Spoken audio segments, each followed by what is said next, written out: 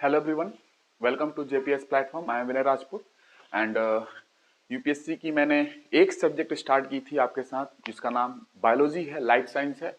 The basic reason that I am why I am started this biology subject is, मैंने क्यों ये start किया था बायोलॉजी सब्जेक्ट, बिकॉज आप इस सब्जेक्ट के पढ़ने के बाद आप डिफरेंट सब्जेक्ट जो यूपीएससी में आते हैं या पीएससी में जो भी सब्जेक्ट्स हैं, जैसे इन्वायरमेंट इकोलॉजी, जियोग्राफी का, बायो जियोग्राफी का पोर्शन, और इनफैक्ट जियोग्राफी के अंदर ही आप जू जियोग्राफी पढ़ते हो, डिस्ट्रीब्यूशन ऑफ एनिमल्स है ना ऑन द अर्थ.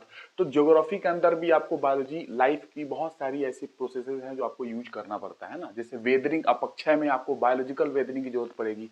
तो इन्वायरमेंट इकोलॉजी समझना है, बायोटेक समझना है, बायोटेक्नोलॉजी अगर समझनी है, जैव प्रौद्योगिकी, तो फिर आपको बायोलॉजी चाहिए, जानना बहुत जरूरी है. अगर आप डायरेक्ट पढ़ रहे हो तो जिंदगी भर रटते रह जाओगे, कभी कुछ समझ में नहीं आएगा. हर सब्जेक्ट का एक बेसिक होता है. अगर ज्योग्राफी आप समझ रहे हो और ज्योग्राफी में अगर आपने लैटिट्यूड लॉन्गिट्यूड समझने की कोशिश की है तो वो रोटेशन से रिलेटेड कुछ चीजें हैं, दिन रात का होना. तो अगर आपको बेसिक रोटेशन नहीं क्लियर है कि क्या है रोटेशन वगैरह, यानी कि फिजिक्स का पोर्शन कुछ क्लियर नहीं है, कॉरियोलिस फोर्स क्लियर नहीं है, तो आप कैसे समझोगे कि नॉर्दर्न हेमिस्फीयर में विंड का डिफ्लेक्शन राइट होगा, सदर्न हेमिस्फीयर में विंड का डिफ्लेक्शन लेफ्ट होगा, फेरल्स के लॉ से. तो वो वहां जाके पढ़ते हो. एक्चुअली कॉरियोलिस का जो फोर्स है, जो कॉरियोलिस का प्रभाव लोग बोलते हैं, एक्चुअली प्रभाव ना बोलो तो अच्छा है, इफेक्ट बोल देते हो, पता है नहीं कुछ चीजें. कॉरियोलिस फोर्स है एक्चुअली वो, ठीक है. और क्या है मैं सब कुछ बताऊंगा. तो ये फिजिक्स की पोर्शन है. डायरेक्ट ज्योग्राफी में जाके समझते हो, कुछ हवा नहीं लगती है. कुछ लोग एंगुलर मोमेंटम कंजर्व करा देंगे, कैसे कैसे करा के कॉरियोलिस फोर्स को कैसे भी करके बता देते हैं, कैसे भी जल्दी निकल जाए. कॉरियोलिस फोर्स जैसे ही आता है ना तो लोग जल्दी से छुटकारा करने के लिए जल्दी जल्दी इसको बता के खत्म करो, क्योंकि वो क्लियरिटी नहीं है लोगों के पास, है ना. क्योंकि ये फिजिक्स है, क्योंकि ये फिजिक्स. आप वोल्केनिज्म में जा रहे हो तो वोल्केनिज्म भी फिजिक्स का रोल है. रेडियो एक्टिविटी की बात कर रहे हो, अर्थ के नीचे हो रही है, वो भी फिजिक्स है. तो अगर फिजिक्स का बेसिक चीज आप पढ़ के जा रहे हो ना, तो आपको बहुत सारे सब्जेक्ट्स जो आगे पढ़ना है ना, डिफरेंट सब्जेक्ट्स, वो इजी हो जाता है.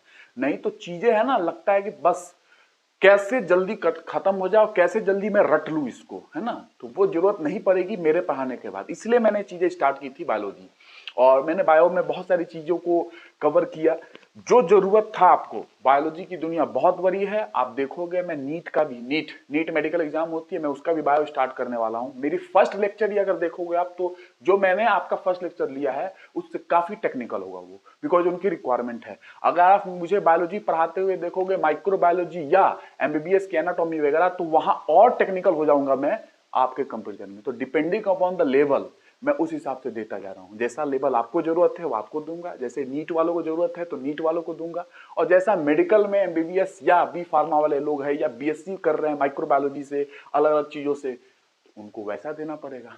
क्योंकि बहुत लेवल हाई है, मेडिकल प्रोफेशन बहुत ही आगे तक जा चुकी है और लेवल बहुत आगे तक है इसका.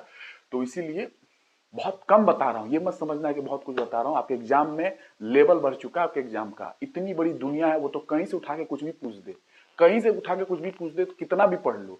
लेकिन एक लिमिटेशन उनकी भी है, एक लिमिटेशन अपनी भी है. तो वो एक लिमिटेशन के अंदर रह के हम लोगों को पढ़ लेना है सारी चीजों को, जो काम की चीजें हैं. क्योंकि एग्जामिनर भी एक लिमिटेशन में ही क्वेश्चन बना सकता है.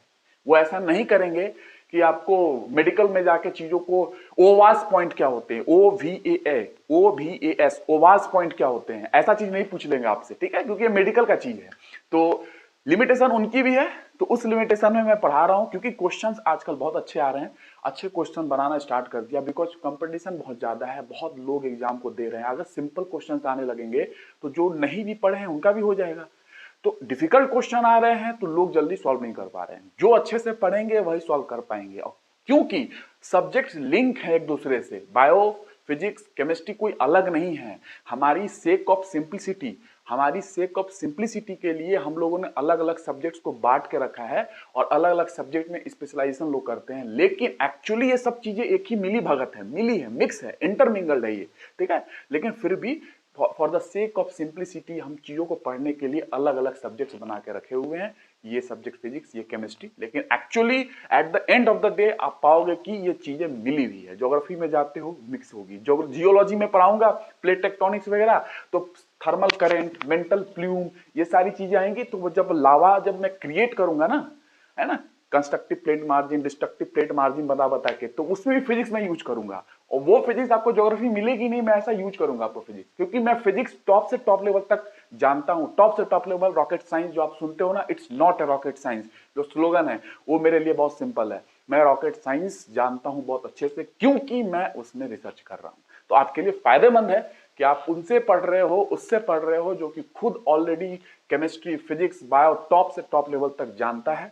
और आपको आया है पढ़ाने के लिए। रीजन क्या है कि मैंने देखा बहुत समय से लोग जो पढ़ा रहे हैं बड़ी बड़ी कोचिंगों में, यहां वहां, सब कंफ्यूज करते हैं इधर उधर। कंफ्यूजन कहीं ना कहीं क्रिएट होती है। वो स्पेशलिटी लोगों के पास नहीं है। लोग कहते हैं कि मैं एक सब्जेक्ट का स्पेशलिस्ट हूं। मैं तो बोलता हूं मैंने तो 100 सब्जेक्ट पढ़ा है, 100 से भी ज्यादा मेरे पास सब्जेक्ट है, लेकिन मैं हर सब्जेक्ट में स्पेशलाइजेशन हूं। अगर आप मेरी वीडियोस देखोगे, किसी भी वीडियो में आपके लेवल पे कहीं भी कमी नहीं आ सकती है, कहीं भी। मैं हर सब्जेक्ट में स्पेशलाइज हूं, हर सब्जेक्ट में, ठीक है। आपके लिए अलग लग रहा होगा, ये एक्सेप्शन लग रहा होगा, but this is the truth. अगर मेरी हर वीडियो आ रही है आपके लेवल पे, उतना सफिशियंट होगा। और एक भी चीज, पॉइंट भी ऐसा नहीं मैं बताऊंगा जो आपको क्लियर ना हो, पॉइंट भी, क्योंकि मैं टोटली क्लियर हूं अपने सब्जेक्ट्स के लिए। मैं वेल ट्रेन्ड पर्सन हूं अपने सब्जेक्ट्स में, जो भी मैं लेने वाला हूं। और लेने को तो मैं मोर देन 100 सब्जेक्ट लेने वाला हूं। इंजीनियरिंग चल रही है, इंजीनियरिंग की, मैकेनिकल इंजीनियरिंग की सारे सब्जेक्ट में पढ़ाने वाला हूं। सिविल इंजीनियरिंग के 7 से 8 सब्जेक्ट पढ़ाऊंगा। ट्रिपल ई की मैं बहुत सारे सब्जेक्ट लेने वाला हूं, 3 से 4 सब्जेक्ट लूंगा, depending upon the requirement. Time आया तो मैं और भी सब्जेक्ट ले सकता हूं। कंप्यूटर साइंस की बेसिक कंप्यूटर ऑर्गेनाइजेशन वगैरह, प्रोग्रामिंग ले सकता हूं, मैं लूंगा, ठीक है। तो सोच सकते हो मैं बहुत सारे सब्जेक्ट पढ़ा सकता हूं। इनफैक्ट माइक्रोबायोलॉजी मैंने बताया जो मैं पढ़ा रहा हूं आपको, और बहुत ही बर्निंग टॉपिक है इस सेंचुरी में, पिछले सेंचुरी में भी था। Because half of the 19th century, 19वीं शताब्दी के हाफ के बाद से माइक्रोबायोलॉजी में डेवलपमेंट चालू हुई है। क्योंकि कारण ये है कि जब से माइक्रोस्कोप बना ना, माइक्रोस्कोप, तब से ये चीजें आगे बढ़ती गई। हम उस दुनिया को देख पाए जो दुनिया हमारी नग्न आंखों से मैं नहीं देख पाता हूं, हम नहीं देख पाते हैं। उसके लिए माइक्रोस्कोप जब आई तब हम जाके उस दुनिया को देख पाए, जिस दुनिया में माइक्रोस्कोप हमें दिखाती है कि देखो वायरस भी हैं, बैक्टीरिया भी हैं, जीवाणु, विषाणु, कवक, प्रोटोजोआ, ये भी होते हैं। तो चीजें मैं आपको क्लियर करता जा रहा हूं, ठीक है, क्योंकि वो बहुत बड़ी दुनिया है माइक्रोबायोलॉजी की, और मैंने पिछली क्लास में स्टार्ट भी किया था माइक्रोबायोलॉजी।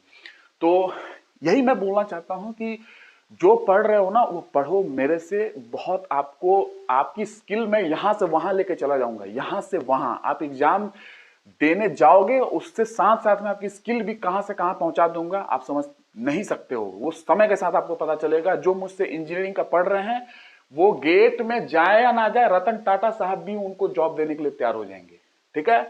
मैं इस बात को एकदम 100% श्योरिटी के साथ कहता हूं, रतन टाटा भी, अगर आप मैकेनिकल इंजीनियर हैं या सिविल इंजीनियर हैं, मेरे पढ़ाने के बाद आपकी स्किल इतनी डेवलप होगी कि आप किसी भी इंडस्ट्रीज में जाके अब अपनी बात अगर रखते हो इंजीनियरिंग की, तो यू आर द मोस्ट, आप वो पर्सन होंगे जिसको जॉब इजीली मिलेगा, ठीक है। क्योंकि कॉन्सेप्ट क्लियर कर रहा हूं, मैं इंजीनियरिंग ही पढ़ा रहा हूं तो एक डिफरेंट में पढ़ा रहा हूं, मेरी मैकेनिक्स जाकर देखे। और मैं ये भी पढ़ा रहा हूं बायोलॉजी, तो आपको डिफरेंट लग रहा होगा। मैं किसी भी लेवल पे बायोलॉजी पढ़ा सकता हूं, किसी भी लेवल पे, ठीक है।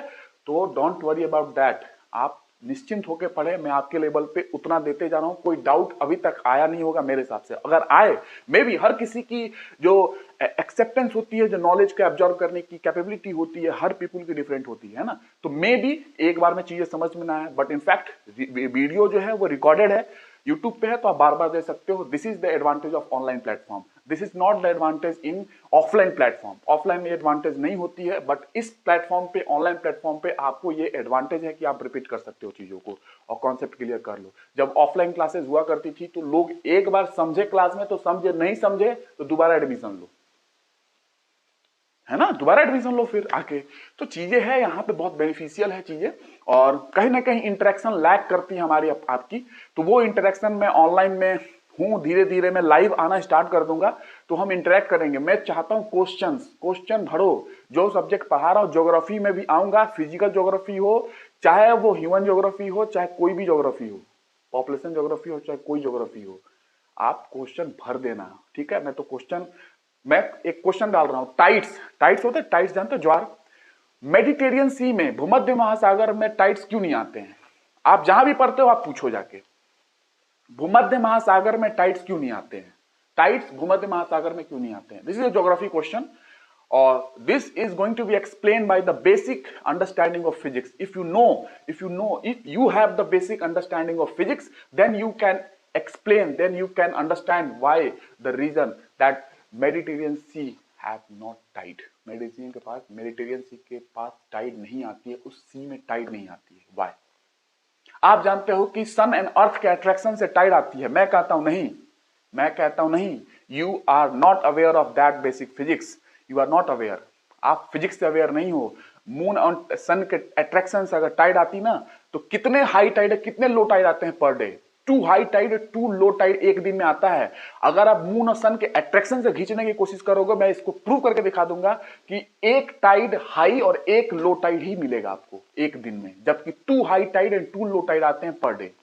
कहां लगे हैं आप? जो भी लोग पढ़ा रहे हैं, बुक्स में लिखा हुआ है, आपको ये यूज करना नहीं आता है. मैं मैकेनिक्स में यही बता रहा हूं लोगों को. मैंने वेक्टर वगैरह समझाया है लोग को, पूरे देश में वो अलग वे में मैंने वेक्टर समझाया है, ताकि लोगों को पता चले. क्योंकि जब तक अच्छे से समझोगे नहीं, वो हमारे बच्चे जो छोटे छोटे लोग हैं, वो कैसे साइंटिस्ट और कैसे ये दुनिया में जो चीज चाहिए वो कैसे बन पाएंगे. क्योंकि दुनिया में साइंटिस्ट की भी जरूरत है. आज कोरोना में देख लो क्या हाल है. कोरोना में कहाँ वैक्सीन की चल रही थी ना, तो अगर वैक्सीन नहीं होता तो शायद जो इम्यूनिटी अभी डेवलप हुई है बॉडी के अंदर हम लोगों की नहीं होती. और आज जो ये ओमिक्रॉन आए हुए हैं, कितना इन्फेक्शन फैलता. तो जरूरी है साइंटिस्टों की, बायोलॉजी के फील्ड में, मेडिकल फील्ड में, इंजीनियरिंग में, जो आप इंजीनियरिंग गर्मी में मजा उठाते हो ना, एसी का, जो एसी का मजा उठाते हो, जितनी कारें आ रही हैं, जो कार है, बड़ी बड़ी कारें, जो BMW ऑडीज जो आप यूज करते हो, due to this. Why because engineer ने इसको बनाया है. ठीक है, तो वो उस लेवल के अंडरस्टैंडिंग भी चाहिए. तो इसलिए हर लड़कों की अलग अलग कैपेबिलिटी होती है, लेकिन अगर बेसिक अंडरस्टैंडिंग बच्चों को दिया जाए अच्छे तरीके से, तो उनका मन में वो आएगा कि यस मैं ये बनूं, मैं वो बनूं. आईएएस बनना ठीक, अच्छी बात है, साइंटिस्ट भी तो कोई बने. अदरवाइज आईएएस बनते रह जाओगे, बच्चे जो हैं, और बाकी साइंटिस्ट कोई नहीं रहेगा, तो ऐसे प्रकोप आएंगे ना कोरोना जैसे, तो सब स्वाहा हो जाएगा. ठीक है, सबको बनने की अपॉर्चुनिटी मिलनी चाहिए. और साइंटिस्ट बनना इतना आसान नहीं है. आपको वैसे फैकल्टीज, वैसे टीचर, वैसा गुरु, वैसा मेंटर चाहिए कि आपको उस तरीके से पढ़ाए ताकि आप फिजिकल सिस्टम्स को और नेचुरल सिस्टम को एंजॉय कर पाओ, आप फील कर पाओ. तब जाके आप उसके लिए इंटरेस्टेड हो जाओगे. तब जाके आप चीजों को समझने की कोशिश करोगे कि नेचर कैसे वर्क करती है, नेचर में कैसे कैसे कोई लॉज वर्क करते हैं. इफ यू अंडरस्टैंड फिजिक्स, आप बॉडी को अंडरस्टैंड करने की कोशिश करोगे. देख लो कैंसर, क्या हाल है कैंसर की. अभी तक ट्रीटमेंट निकला, पूरी कंप्लीट ट्रीटमेंट नहीं है कैंसर की. 10 साल 12 साल में उम्मीद लगाए जा रहे हैं कि yes your own body immune system is going to kill the cells of cancer. Cancer cells को किल करने के लिए अभी भी बॉडी पे ही आंच लगाया गया है कि आपकी खुद की बॉडी की इम्यून सिस्टम ही कैंसर सेल को किल कर सकती है. अभी भी आंच वहां लगाया गया है. इनफैक्ट नोबेल पुरस्कार भी मिल चुका है इस पे.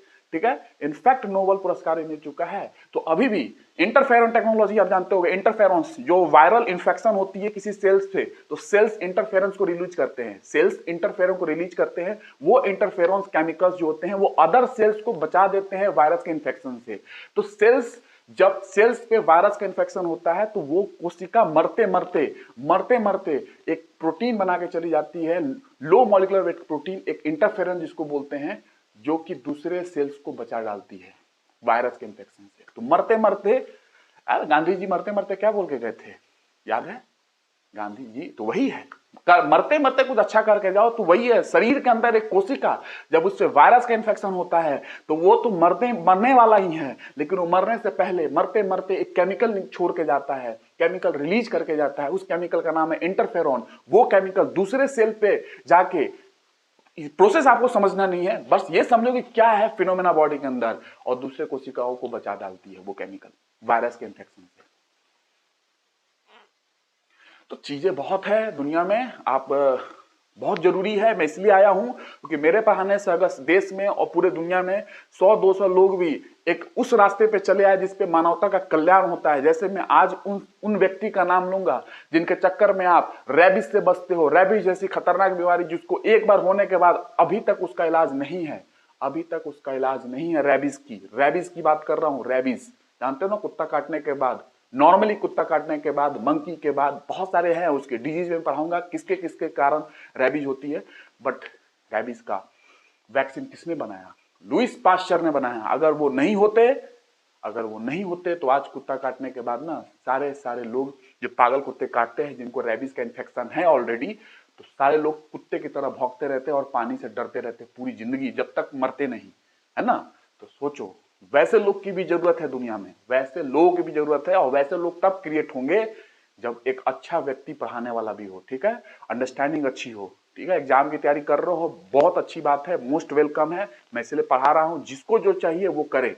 जो 9th-10th के बच्चे हैं वो कुछ भी करेंगे आगे जाके, तो उनकी इंटरेस्ट वो मैं बना दूं कि वो जिस फील्ड में जाना चाहें उस फील्ड में जाकर टॉप में जाएं, क्योंकि इनफैक्ट मैं भी कर रहा हूं, मैं ऐसा कभी नहीं बोला कि तुम करो, I also do the same thing, मैं भी वो काम कर रहा हूं। इस देश में और इस दुनिया में आया हूं तो कुछ करके जाऊंगा, ऐसे वापस नहीं जाने वाला इस दुनिया से, ठीक है। कुछ करके जाऊंगा, कुछ बेहतरीन करके जाऊंगा, जैसे Louis Pasteur, Albert Einstein, Newton, Galileo जैसे लोगों ने, और जो मैंने महान व्यक्ति, देश के महान व्यक्ति का नाम लिया था, जो आप जेसी बोस का नाम सुने, जगदीश चंद्र बोस, जिनकी इतनी कहानी मैंने बताई, ऐसा कुछ काम करके जाना है, ठीक है ना। तो आप अपना एग्जाम निकालिए, मैं इजी कर रहा हूं आपके एग्जाम को, और जो लोग और भी हैं, क्योंकि मेरा एम आपके लिए भी है जो एग्जाम देना चाहते हैं यूपीएससी पीएससी, और उनके लिए भी है जो इंजीनियरिंग कर रहे हैं, और इंजीनियरिंग करने के बाद सोसाइटी में वो चीज करके दिखाएंगे जो सोसाइटी के लिए बेनिफिशियल होगा, उनके लिए भी मैं काम कर रहा हूं। साथ में मेडिकल सिस्टम में मैं वो चीज पढ़ा रहा हूं। जब मैं कैंसर पढ़ाऊंगा मेडिकल वालों को, नीट वालों को, तो उनको फील होगी कि कैंसर की क्या प्रॉब्लम है, अभी कहाँ किस स्तर तक हम लोगों ने दवाई खोज लिया है, किस स्तर तक हम लोग जाकर रुके हुए हैं, क्या प्रॉब्लम आ रही है, क्या है हे फ्लिक लिमिट, क्या है हे फ्लिक लिमिट, हे फ्लिक लिमिट क्या है। कैंसर वो कोशिका होती है जिसका ब्रेक फेल हो चुका है, कैंसर वो कोशिका होती है जिसका ब्रेक फेल हो चुका है। कॉन्टैक्ट इनहिबिशन नाम की प्रॉपर्टी शो करती है कोई भी normal cell, but contact inhibition की प्रॉपर्टी कैंसर सेल खो देती है। तो ऐसी बेसिक चीजें जानने के बाद आप समझोगे कि मैलिग्नेंट ट्यूमर क्या होते हैं, बेनाइन ट्यूमर क्या होते हैं, कैसे कौन ट्यूमर, और कैसे 3 स्टेज कैंसर की क्या होती है, 3 स्टेज में क्या हो जाता है, 3 स्टेज की कैंसर में टीएनएम क्लासिफिकेशन क्या है। इन चीजों को नीट वालों को बताऊंगा। और उससे भी टॉप, कैंसर पे इम्यूनिटी की क्या अभी रोल चल रही है, बॉडी की इम्यूनिटी कैसे कैंसर की सेल को खोज के, कैंसर की सेल्स को खोज के चुन चुन के मार सकती है बॉडी की इम्यूनिटी। लेकिन उसके लिए क्या थेरेपी यूज की जा रही है, क्या बॉडी दुनिया में काम चल रहा है, क्या रिसर्च चल रहा है दुनिया में, आप कैसे बॉडी को ट्रेन कर सकते हो कि कैंसर की सेल को वो खुद खोज खोज के मार दे। इसके लिए कहीं ना कहीं डाइट जो भोजन है ना, डाइट बहुत बड़ी रोल निभाने वाला है। डाइट कंट्रोल बहुत बड़ा रोल निभाएगा इस चीज को डील करने के लिए कि कैसे कैंसर कोशिका को एक बॉडी की इम्यूनिटी का मतलब होता है specific defence mechanism of the body is divided into 2 parts, non specific defence mechanism, specific defence mechanism. The specific defence mechanism of the body is called as immunity in which 2 types of cells are there, cell mediated immune system जिसको T cell और B cell के नाम से जानते हैं, cell mediated antibody mediated immune system, B cell, T cell. B cell के भी types होते हैं, टी सेल के भी टाइप्स होते हैं, helper T cells, killer T cells, बहुत सारे सेल्स हैं। डोंट वरी अबाउट दैट, मैं इम्यूनोलॉजी पढ़ाऊंगा, आपकी रिक्वायरमेंट के हिसाब से आपको बता दूंगा। बट आप समझ सकते हो दुनिया में आज अगर कैंसर हो रही है तो वो आस बहुत कम है कि वो कोई बच पाएगा। अगर स्टेज आगे निकल चुकी है, बहुत जरूरी है ऐसे लोगों का जानना और ऐसे लोगों की पढ़ाई करना, आगे जाना, ताकि वो लोग ऐसा काम करे, खोज के निकाले। बहुत जरूरी है जो डार्क मैटर में चीजें फंसी हुई है, डार्क मैटर में जो चीजें फंसी हुई है, you know that dark matter, you know that in chemistry you know about the matter, पदार्थ, but you also know about the dark matter. UPSC वाले लोग, आपके यहाँ डार्क मैटर आता है, dark matter, dark energy. Dark matter is responsible for life. If there is no dark matter, there is no life. If there is no dark matter, there is no life. I prove this thing in this classroom, in this board, when I come in science technology portion. आपको मैं prove करके दिखाऊंगा। If there is no dark matter, there is no life. There is no life. Then also right now I am not and we are not sure about, very much sure about dark matter. हम लोग dark matter के बारे में अभी उतना नहीं जानते हैं, but we need some talented boys, we need some talented person so that they study on dark matter and we are reveal the universe in a very beautiful way, जो कि हम जान सकते हैं, वो जाने, ताकि हम अच्छे तरीके से अपनी सोसाइटी में वो फायदा भी लेके आए और दुनिया को जान पाए कि क्या दुनिया कैसे वर्क करती है, यूनिवर्स कैसे वर्क करती है। तो without dark matter there is no life, without star there is no life, Without star there is no life, without dark matter there is no life. I prove how it is possible that without dark matter there is no life. I prove that without star there is no life, without star there is no life. No life. Without quantum mechanics there is no life. Without quantum mechanics there is no life. Classical mechanics is not going to deal with the originality of the universe. There is the originality universe is hidden in quantum mechanics. Quantum mechanics is that portion of the mechanics which tells about the originality of universe, which tells about the original things that you want to know. But quantum mechanics is not so simple like classical mechanics, in which you are going to deal with the Newtonian mechanics, Newtonian physics. Classical mechanics is something different, and the world is going to work on classical mechanics and particle physics, just like Geneva, Switzerland lab, CERN lab, in which Higgs boson particle, Chi-3p particle, baryons particles are going to be discovered. And we expect that someday, in one day, we know about the reality of universe. We know about our origin of life, how life came. We still don't know about the origin of life. We know Operin Haldane model, we know, but still we are not 100% sure that this is the right theory regarding origin of life. We don't know. ठीक है, तो चीजें बहुत है, मैं उतना नहीं जाऊंगा बिकॉज बताने को बहुत सारी चीजें हैं, इसलिए मैं ऑनलाइन माध्यम पे आया हूं ताकि सबको जितना मैं दे सकता हूं, जो मैं पाया हूं लाइफ में। अभी तो बहुत कुछ पाना बाकी है, लेकिन अभी भी मैंने इतना पाया है कि इनफैक्ट मैं 100 सब्जेक्ट में स्पेशलाइज्ड हूं ऑलरेडी।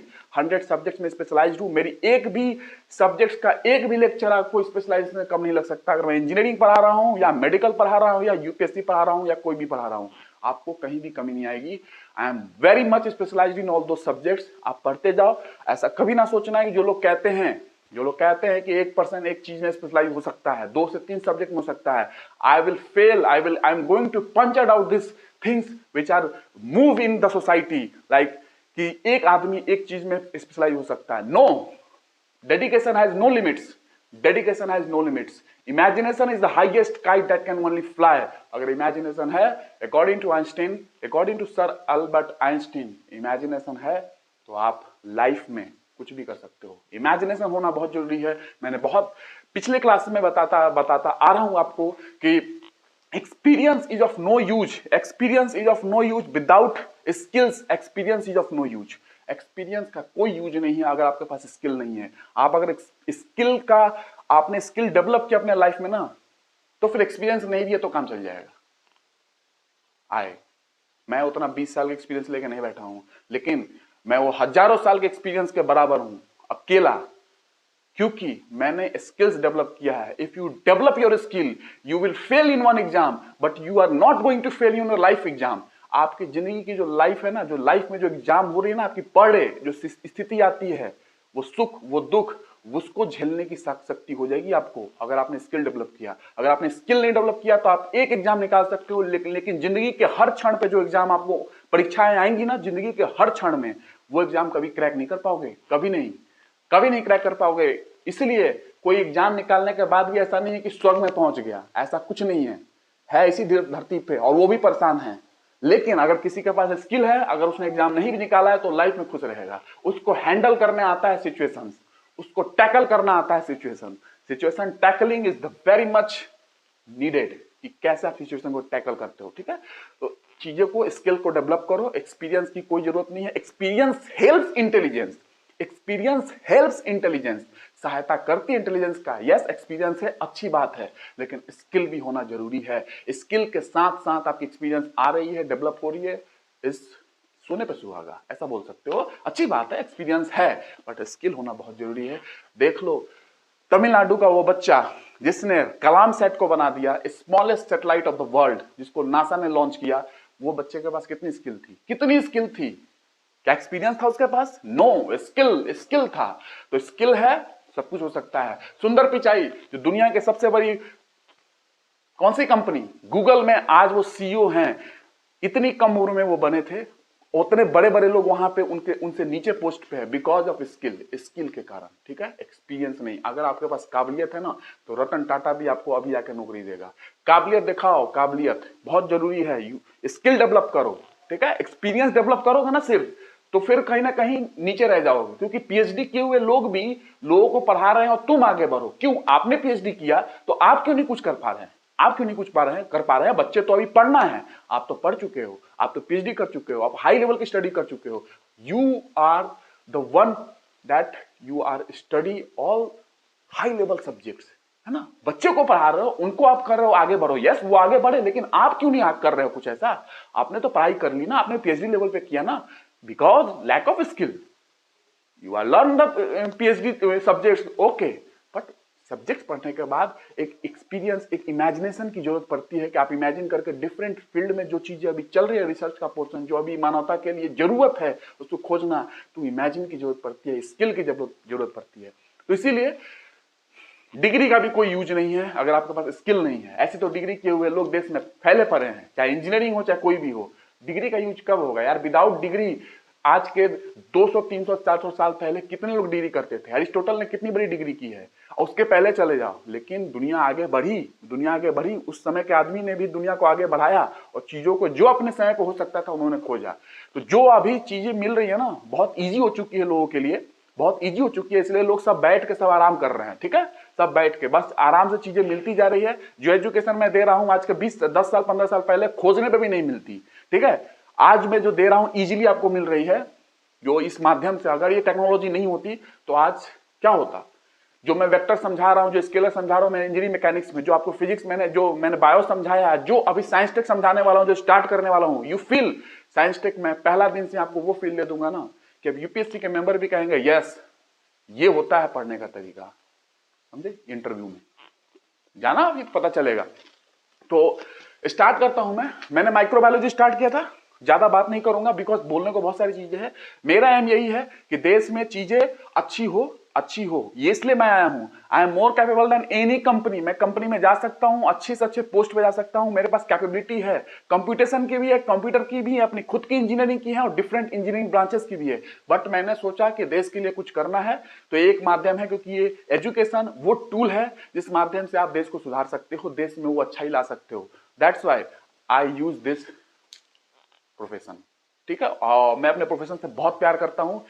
पढ़ाना मेरे लिए वो है जैसे मैं सपना में पढ़ाना देखता हूं कि मैं पढ़ा रहा हूं, वो है मेरे लिए पढ़ाना। ठीक है, लेकिन इसके साथ साथ मैं मानवता के लिए कुछ करना भी चाहता था और करना चाहता हूं और कर भी रहा हूं, जो कि मैं रॉकेट साइंस में रिसर्च कर रहा हूं। जो आप एरोप्लेन से यहां से वहां आज मूव कर रहे हो because of some person, Wright brothers, कोई आदमी था जिसने एरोप्लेन की इस प्रगति को आगे बढ़ाया। और जो आप एरोप्लेन से एक जगह से दूसरी जगह चले जाते हो उस आसानी से, वो आसानी नहीं होती अगर वो पर्सन इसमें इन्वॉल्व होकर काम नहीं करते। ठीक है, तो जस्ट मैं लगा हुआ हूं मानवता के लिए ही हमेशा, और जाते जाते कुछ बेहतरीन करके जाऊंगा इस मानवता के लिए, जाते जाते इस दुनिया से कुछ बेहतरीन करके जाऊंगा, इतनी गारंटेड है, करके जाऊंगा, कुछ ना कुछ तो करके जाऊंगा मानवता के लिए। अपने लिए कितना करूंगा मुझे उससे फर्क नहीं पड़ता है, कितना हो वो आप देंगे, देश देगा मुझे, लेकिन जो मैं कर रहा हूं वो मानवता के लिए करूंगा। जैसे कि लुईस पास्चर ने जो किया आज मैं दिखाने वाला हूं। ये है प्रणाम करने वाले व्यक्ति, वो साधु नहीं जो ढोंगी पाखंडी लोग हैं, ये हैं, इनको चरण पकड़ो, इनके लिए दिल में वो अनुभूति करो कि इन्होंने क्या करके गए, मानवता के लिए क्या करके गए। सुनो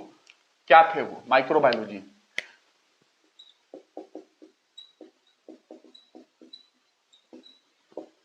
who is the father of microbiology? Louis Pasteur is the father of microbiology. Louis Pasteur, you know that Louis Pasteur? Louis Pasteur birth taken place in डोल, फ्रांस, जूरा रीजन में इनका जन्म हुआ था। और उससे पहले मैंने माइक्रोबायोलॉजी की बात की थी, मैंने एक ब्रांच स्टार्ट किया है बायोलॉजी की, माइक्रोबायोलॉजी, बट इसके अंदर खुद बहुत सारी शाखाएं हैं। मैंने बात किया था bacteriology, you know that bacteriology bacteria से स्टडी है, वायरोलॉजी वायरस की स्टडी है। उसके बाद इम्यूनोलॉजी मैंने पिछली क्लास में नहीं लिखा था, इसी में इम्यूनोलॉजी भी इंक्लूड होती है, इम्यूनिटी। सेरोलॉजी इसी में है, माइकोलॉजी फंगस की स्टडी इसी में है, माइकोबैक्टीरियोलॉजी इसी में है, मॉलिक्यूलर बायोलॉजी इसी में है, सोच लो। पैरासिटोलॉजी इसी में है, parasites, you know blood fluke का नाम सुना है आपने? Blood fluke is a parasites, और last size parasites, know that blood fluke, है ना, कुछ बीमारी करता है सिस्टोसोमा से लेते हुए, आपको जरूरत नहीं है मेडिकल में मैं चीजों को बताऊंगा, बट पैरासाइट्स, ब्लड फ्लूक है एक, वो बीमारी करती है। मैं थोड़ा सा हिंट करूंगा आपको जब मैं डिजीज पढ़ाऊंगा, डिजीज नहीं पढ़ा रहा हूं अभी, बस जितना है अवेयर करता जा रहा हूं, साथ में आपको ब्रांच भी बताऊंगा, साथ में कुछ टर्म से अवेयर कराता जाऊंगा, ताकि मैं जब डिजीज में आऊंगा तो आपको कुछ टर्म पहले से ही पता होंगे। ठीक है, तो माइक्रोबायोलॉजी में ये सारे चीजें हैं, serology, bacteriology, virology, mycology, immunology, molecular biology, microbacteriology and what 8 number parasitology. These are the branches which are included in microbiology itself.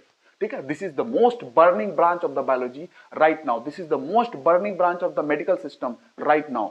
ठीक है, अभी इसी के अंदर सारा वायरोलॉजी भी इसी के अंदर है, जो कोरोना वायरस की बात कर रहे हो ना, वायरोलॉजी भी इसी के अंदर है, माइक्रोबायोलॉजी के अंदर। और this microbiology branch is going to develop when microscope 1590 में, मैंने बताया था आपको 1519 वो समय था जब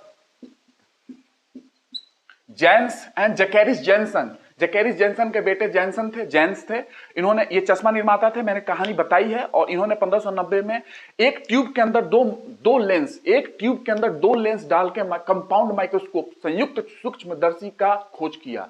वो थे 1590, 1660 का समय आता है, 1660 का समय आता है। 1660 में रॉबर्ट हुक एक मोनोग्राफ लिखते हैं, माइक्रोग्राफिया में अपने वो माइक्रोस्कोप का जिक्र करते हैं। रॉबर्ट हुक, मैं बात करूंगा द डिस्कवरर ऑफ सेल, जिन्होंने सेल को खोजा। रॉबर्ट ब्राउन डिस्कवर्ड न्यूक्लियस, मैं बात करूंगा डिस्कवरर ऑफ सेल, इन्होंने डिस्कवरर है सेल के, but this is not the discoverer of living cell, this is the discoverer of dead cell, इन्होंने सेल वाल की खोज की थी। मैं बात करूंगा कॉर्केम्बियम से, कॉर्क का जो पौधा होता है ना, उससे रिलेटेड चीजें हैं। The actual discoverer of living cell is Antonie van Leeuwenhoek, उन्होंने लिविंग सेल को खोजा था, बट इन्होंने जो सेल खोजा था ना रॉबर्ट हुक ने, वो डेड सेल है। बट फिर भी इतनी डिस्टिंक्शन नहीं भी जरूरत है, और जरूरत है, क्योंकि आज के एग्जाम में चीजें बहुत आगे तक जाके पूछी जा रही है, इसलिए आप इतना जानें। कभी क्वेश्चन पूछ दे लिविंग सेल और नॉन लिविंग सेल, तो लिविंग सेल की खोज एंटोनी वॉन लीवेनहुक ने की है, बट डेड सेल की खोज की बात करूं डेड सेल की, तो वो रॉबर्ट हुक है। तो इन्होंने 1660 में अपने एक मोनोग्राफ लिखा, माइक्रोग्राफिया एक बुक है एक तरीके से, उसमें इन्होंने अपने माइक्रोस्कोप का जिक्र किया, रॉबर्ट हुक। ये देखो, ये माइक्रो क्या कहते हैं, ये जो डेवलप होती जा रही है ना माइक्रोस्कोप, यही माइक्रोस्कोप का डेवलपमेंट के कारण आप जो माइक्रोबायोलॉजी की फील्ड को समझ पाए, बिकॉज माइक्रोबायोलॉजी वो फील्ड है जो फील्ड आपके नग्न आंखों से दिखती नहीं है। ये फील्ड के लिए आपको माइक्रोस्कोप की जरूरत पड़ेगी, इलेक्ट्रॉन माइक्रोस्कोप की जरूरत पड़ेगी। अर्नस्ट रस्का का नाम आप जानते हो, अर्नस्ट रस्का इन्होंने इलेक्ट्रॉन माइक्रोस्कोप को इंट्रोड्यूस किया। जब इलेक्ट्रॉन माइक्रोस्कोप आया, इलेक्ट्रॉन माइक्रोस्कोप की बात कर रहा हूं मैं,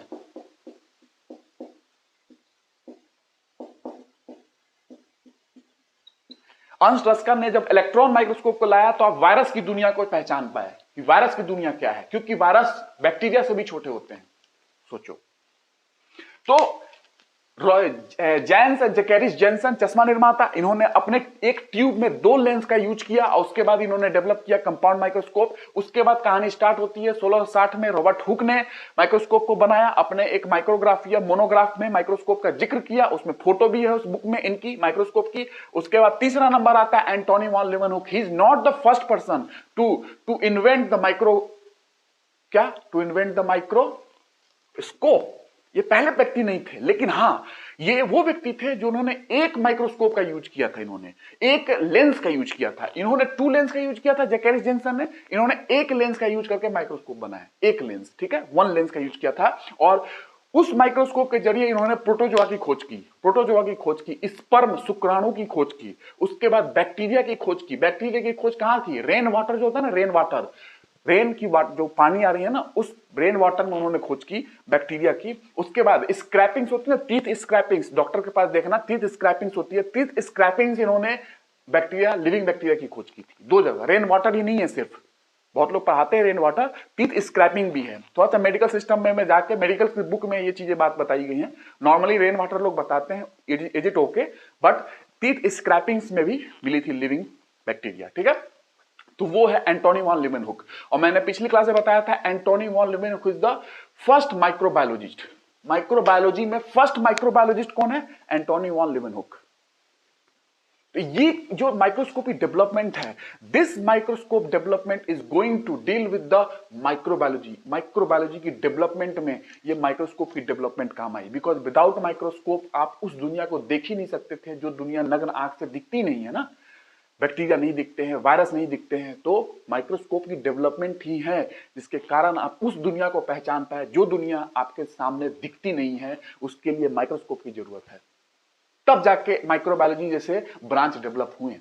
और इटायोलॉजी ऑफ डिजीज, किसी डिजीज का कौन सा कारण है, कोई डिजीज क्यों हो रही है, बैक्टीरिया से हो रही है, फंगस से हो रही है, प्रोटोजोआ से हो रही है, वायरस से हो रही है, इटायोलॉजी बोलते हैं, इटियोलॉजी बोलते हैं, इटायोलॉजी। ये तब पता चला जब माइक्रोस्कोप खोली, क्योंकि माइक्रोस्कोप से हम देख पाए ब्लड के अंदर जाके, ब्लड रक्त के अंदर, अच्छा ये कौन सा माइक्रोब्स है, ये कौन सा माइक्रोब है, ये कौन सा माइक्रोब है।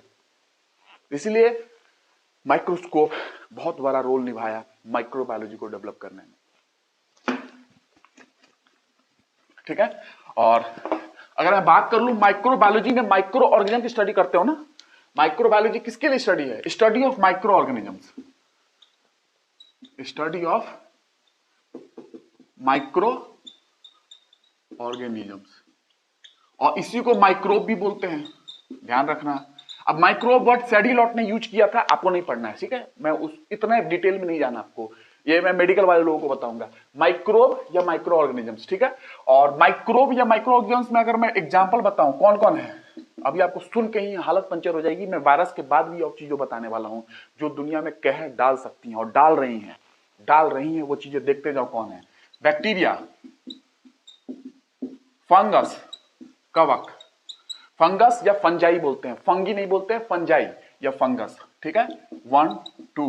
तीसरा प्रोटोजोआ, प्रोटोजोआ अमीबा, पैरामीशियम, है ना। स्लीपर एनिमल क्यूब्स की नाम आप जानते होंगे। Euglena, Euglena is a connecting link between plant and animal, है ना। तो यूग्लिना मिक्सोट्रॉपिक न्यूट्रिशन शो करते हैं। मैं सब कुछ न्यूट्रिशन पढ़ाऊंगा, हेटरोट्रॉपिक, परपोषी, स्वपोषी, सब कुछ पढ़ाऊंगा आगे जाके। प्रोटोजोआ, अमीबा, पैरामीशियम इसके एग्जांपल है।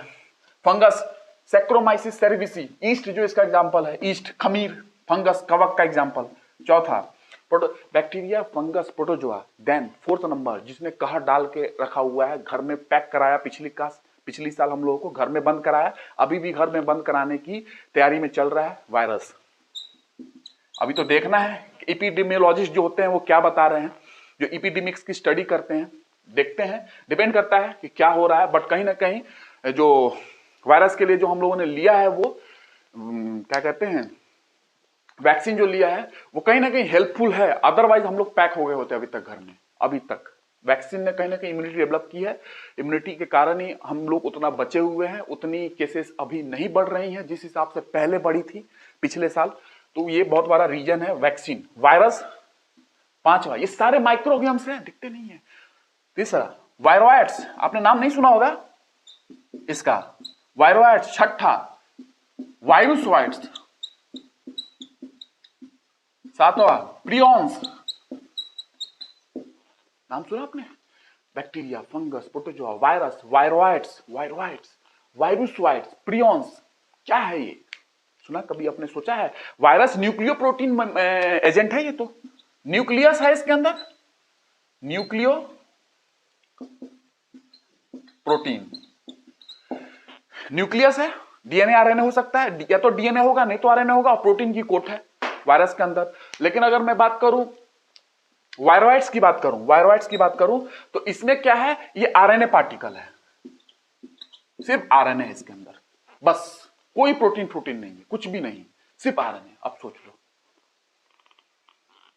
वायरस तो बेचारा खुद इतना छोटा है जिसके अंदर न्यूक्लियस है, न्यूक्लियो प्रोटीन पार्टिकल बोलते हैं, मतलब कि उसके एक कोर के रीजन में आपको डीएनए, आरएनए, न्यूक्लिक एसिड मिल जाएगी, दो में से कोई एक ही होगा, दोनों नहीं होते हैं डीएनए आरएनए, कोई एक होगा, और बाहर से प्रोटीन की कोट, ठीक है ना। उसमें स्पाइक्स वगैरह होते हैं, मैं बताऊंगा थोड़ा सा आपको जब वायरोलॉजी बताऊंगा, वायरस की स्टडी कराऊंगा थोड़ी बहुत आपको, इम्यूनोलॉजी में भी बताऊंगा।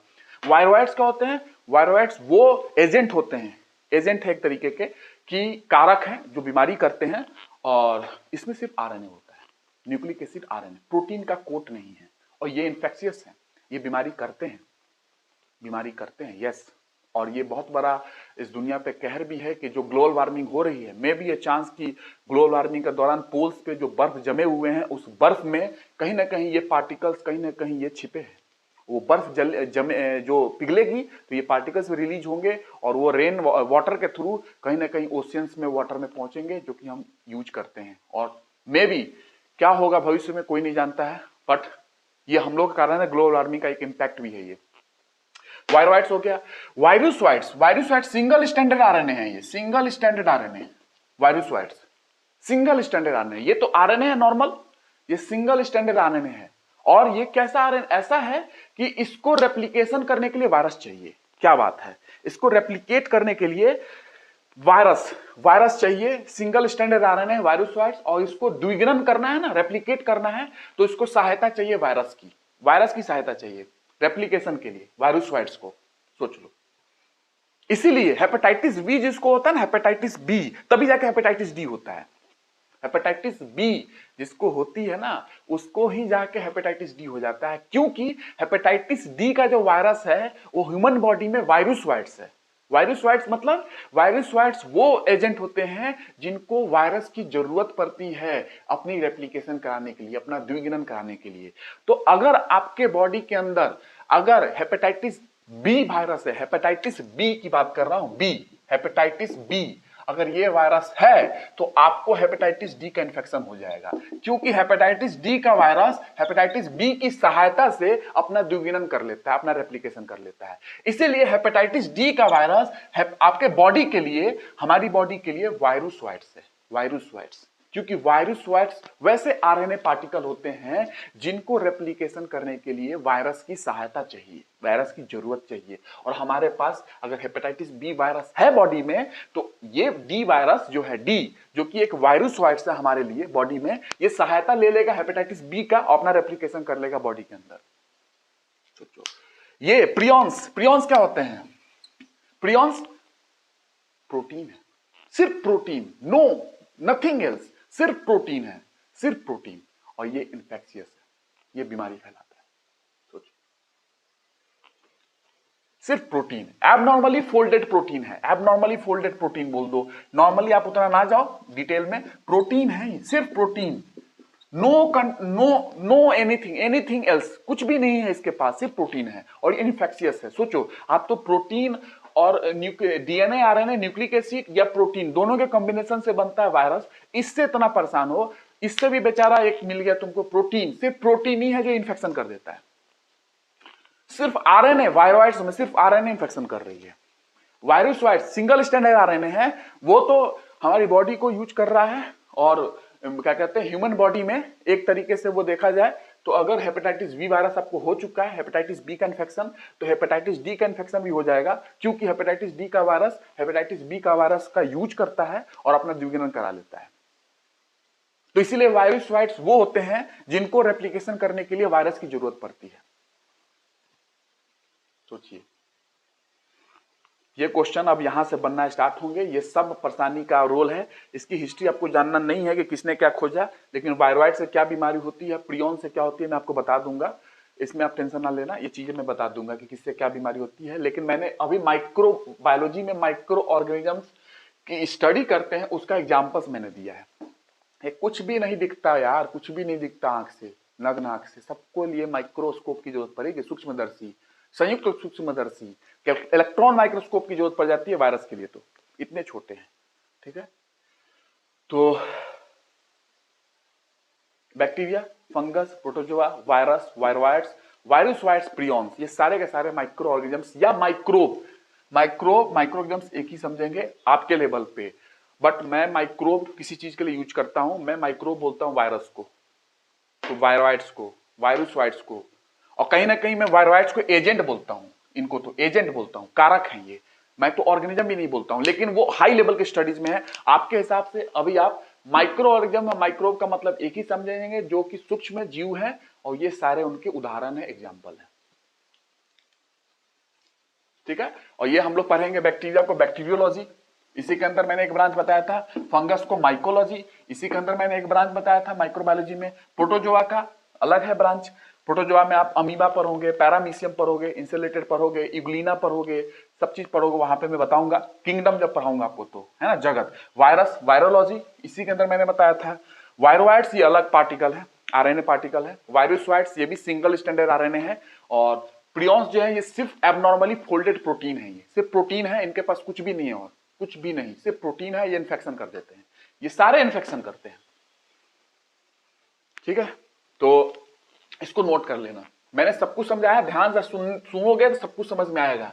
कॉन्सेप्ट बना रहा हूं, कॉन्सेप्ट, नहीं तो एग्जाम निकलना मुश्किल हो जाएगा। समय बदल चुका है, पुराने लोगों को देख के मत चलना, है ना, पुराने लोगों को, क्योंकि 4 साल पहले और आज की कहानी में बहुत अंतर है। एग्जाम का लेवल बढ़ चुका है, क्वेश्चन अब वो भी कॉन्सेप्चुअल पूछ रहे हैं। इस बार एमपीपीएससी का क्वेश्चन देख लो जो आया था पिछली जो हुई एग्जाम, उसमें उन्होंने न्यूक्लिक एसिड से रिलेटेड ऐसा क्वेश्चन पूछ दिया है, एटीजीसी से रिलेटेड, नाइट्रोजन बेस से रिलेटेड क्वेश्चन पूछ दिया है, जो कि उम्मीद नहीं की जाती है एमपीपीएससी पूछेगा, लेकिन अब पूछ रहा, वो पूछेंगे ही। इनफैक्ट उससे पहले वाले एग्जाम में उन्होंने क्या पूछा है, उन्होंने रिप्रोडक्टिव सिस्टम में, प्रजनन तंत्र में जाके उन्होंने सर्टोली सेल, लेडिक सेल का ऑप्शन बना के लेडिक सेल से उन्होंने एंड्रोजन हार्मोन की मांग की थी कि एंड्रोजन हार्मोन जो होती है, एंड्रोजन हार्मोन वो कौन रिलीज करता है सेल्स में। तो लेडिक सेल्स वो सेल्स हैं लेडिक, जो ये एंड्रोजन हार्मोन को रिलीज करते हैं। और androgen hormone group of hormones हैं, ग्रुप ऑफ, उसके अंदर टेस्टोस्टेरोन मेन हार्मोन है। एंड्रोजन हार्मोन में मेन हार्मोन कौन है, मेल हार्मोन, मेन प्रमुख हार्मोन टेस्टोस्टेरोन। तो उन्होंने सिर्फ एंड्रोजन का पूछा था कि कौन रिलीज करता है, सर्टोली सेल्स है, लेडिक सेल्स है। तो लेडिक सेल्स होते हैं हमारे टेस्टिस के पास, उसमें से वो रिलीज होती है एंड्रोजन हार्मोन। यहां तक पूछ रहे हैं, सोचो, पूछेंगे ही वो। यूपीपीसीएस वाले तो और पूछ रहे हैं, उसी लाइन पे तुम्हारी एमपीपीएससी भी आ रही है, और सारे पीएससी शिफ्ट होते जा रहे हैं हाई लेवल पे। अब क्वेश्चन उनका अच्छा आ रहा है, अब ऐसा नहीं आ रहा 4 साल पहले जिन्होंने निकाल लिया, 5 साल पहले, 6 साल पहले, अब उसका लेवल बढ़ चुका है। आपका क्वेश्चन उस समय के क्वेश्चन में डिफरेंस है, अब लेवल बढ़ चुका है, कंपटीशन ज्यादा है, नौकरी नहीं है, लोग एग्जाम दे रहे हैं। तो अगर सिंपल क्वेश्चन आएंगे तो फिर सब लोग निकाल लेंगे, उतनी सीट कहाँ है, फिर सबको सीट दे दें, सबको बना दे आईएएस ऑफिसर और सबको बना दे डिप्टी कलेक्टर, तो क्वेश्चन का लेवल बढ़ाना ही पड़ेगा, और इसीलिए बढ़ रही है, ठीक है। तो हर कोई नहीं निकाल सकता है, कॉन्सेप्ट क्लियर करोगे तो निकलोगे, जिंदगी बनाना है तो कॉन्सेप्ट क्लियर कर लो, और नहीं तो 1 साल 5 महीने 6 महीने के चक्कर में ना, या बस आलस के चक्कर में मैं कॉन्सेप्ट नहीं बनाऊंगा, मैं तो बस स्ट्रेट फॉरवर्ड पढ़ूंगा, तो पढ़ते रहो, जिंदगी कट जाएगी, आईएएस अधिकारी और ये नहीं बन पाओगे, ठीक है, ठीक है। उसके बाद जिंदगी भर तबला बजाते रहना पूरा आराम से, ठीक है, कि मैं तो किया था तैयारी, मेरा तो भगवान ने नहीं किया, ये नहीं कि बस दोष लगाते रहना किसी को, कमी तुम्हारी थी, नहीं हुआ तो कमी तुम्हारी है, नहीं हुआ तो कमी तुम्हारी है। अगर ये नहीं हुआ तो इससे बेहतर हो सकता है, डेवलप करो स्किल अपनी। अगर ये नहीं हुआ तो इससे बेहतर होगा, ये तब मानूंगा मैं। ये नहीं हुआ तो इससे बेहतर कर लिया, लेकिन ये नहीं हुआ तो कुछ नहीं हुआ, जिंदगी बर्बाद, झंड है, कुछ नहीं है अब, ऐसा तो बर्बाद तुम्हारी गलती है, किसी की गलती नहीं है फिर। लेकिन इसके नहीं होने के बावजूद भी आपने दुनिया में ऐसा काम कर लिया जिससे भी बेहतर था, तो ये तो फिर आपकी स्किल की बात है ना, आपने स्किल डेवलप किया था अपने समय में, इसलिए दूसरा काम कर लिया आपने, ठीक है। नहीं भी हुआ तो कोई जरूरी है कि इसमें एग्जाम निकल ही जाए, कोई जरूरी नहीं होती है, लेकिन मेहनत करना आपका फर्ज है। वो मेहनत दूसरे जगह रंग लाएगी, वो मेहनत दूसरे जगह रंग लाएगी, समझ रहे हो ना। इसीलिए दोष किसी को नहीं देने का, और भगवान को तो खासकर नहीं देने का, भगवान को तो खासकर नहीं। ये बहुत लोग होते हैं, ये मूर्ख लोग जो होते हैं ना, पाखंडी, ये कुछ करते नहीं है और भगवान को दोष देते रहते हैं, ठीक है, कि बस नहीं हुआ, मैंने तो किया था, ठीक है। भगवान भी कुछ नहीं करेंगे, तुम कर्म नहीं करोगे ना तो कुछ नहीं करेंगे भगवान। अब कर्म भी करना है तो ऐसा नहीं कि बस घोड़े गधा की तरफ पढ़ रहे हैं, बस पढ़े जा रहे हैं, गधा नहीं बनना है। उस पैटर्न पे आइए, उस लाइन पे आइए जो डिमांड है एग्जाम की, वैसे पढ़िए, गधा की तरह नहीं पढ़ना है। नहीं तो कहोगे मेहनत किया भगवान ने, मैंने कुछ नहीं दिया, तो भगवान कह रहे बेटा मेहनत ऐसे नहीं करना था, मेहनत सही से करना था। तो गधा की तरह ना पढ़े, थोड़ा तरीके से पढ़े, सही से, जो पैटर्न में आपकी जरूरत है एग्जाम की वैसे आके पढ़े, ठीक है। नहीं तो जिंदगी भर अपने बच्चे को सबको झूठ बोलते रहोगे कि मैं तो कर लेता, मैं तो काबिल था। अब बच्चे पे थोपे कि तू निकाल, अब तू निकाल, मैं तो निकला नहीं, मैं तो कुकर्मी था, मेरे से तो बस से बाहर था ये चीज निकालना।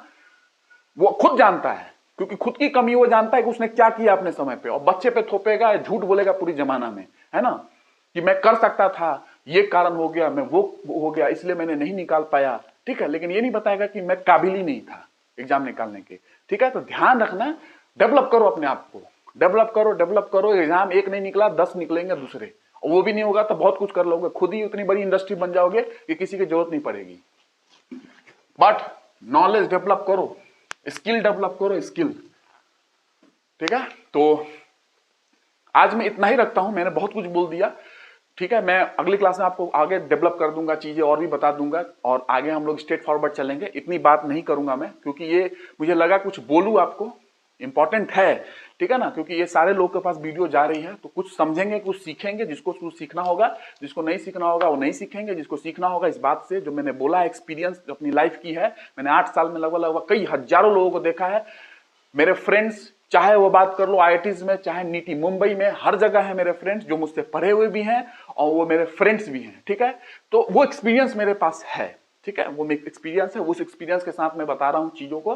बस स्किल डेवलप करो, अपने आप लाइफ में मजा आ जाएगा, है ना। लाइफ मतलब उड़ेगी आगे चल के। ठीक है, लेकिन अगर स्किल नहीं डेवलप किया ना, तो फिर वो कचरा हो जाएगी लाइफ, पूरा कचरा ही होगी, और कचरा से कुछ बेहतर नहीं हो सकता है। स्किल डेवलप करो, नहीं तो जिंदगी बर्बाद है, जिंदगी खत्म हो जाएगी। स्किल डेवलप करो, मैं बोल रहा हूँ स्किल डेवलप करो। स्किल डेवलप करने का मतलब कि चीजों को जैसे मैं लेके चल रहा हूँ इस तरीके से आप हर चीज में आगे जाएं, कॉन्सेप्ट बनाते जाएं।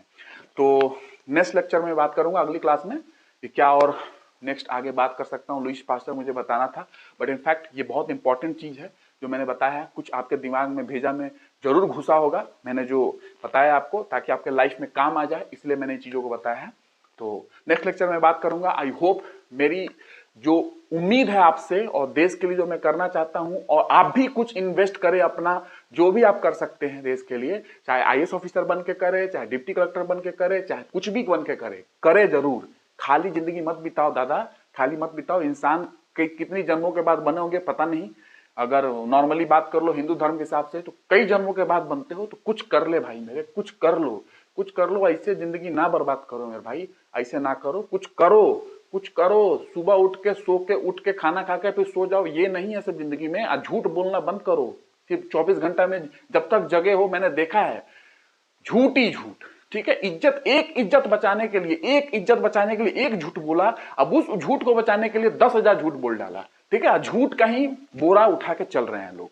ठीक है, थोड़ा सा समझो यार, जिंदगी कलयुग है मैं मानता हूं, लेकिन इतना भी नहीं यार, तुम खत्म ही हो चुके हो। अच्छा करो, पढ़ाई वढ़ाई कर रहे हो तो फिर वो आना चाहिए अंदर से, अंदर से आना चाहिए कि यस। तो फिर क्या वो क्या कहते हैं रामायण वगैरह में, और कृष्ण कृष्ण जी की जो वो पढ़ते हो, सत्य असत्य की बात चलती है, खाली बोलने के लिए है।